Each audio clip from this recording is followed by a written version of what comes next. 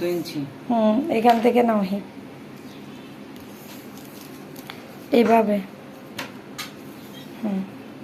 এই দাগে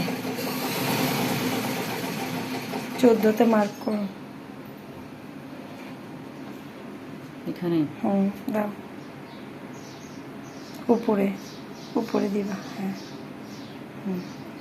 এবার হ্যাঁ এই হিপ আর কি এখানে স্কেল করো, এখান থেকে 16 ইঞ্চি নিচে নিবা হিপ লাইন নিচে 16 ইঞ্চি, কারণ 2 ইঞ্চি দিছি না, 2 ইঞ্চি তো উপরে আসার লাগবে না, এখন আমাদের 16 ইঞ্চি লাগবে।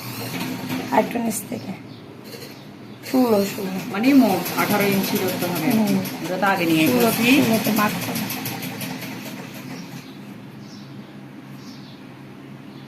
স্কেল করো।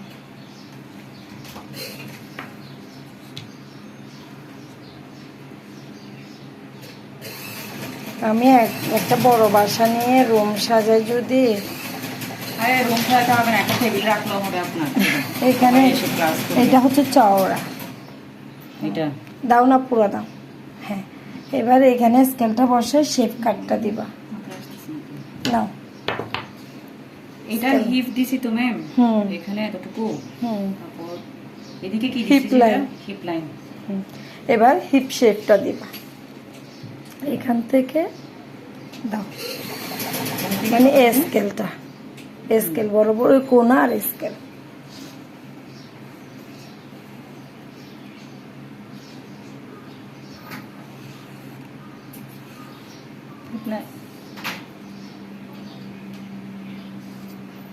এটাও থাকবে এতটুকু। এটা এখানে উপরে রাখ দাও না, উপরে স্কেল করে দাও।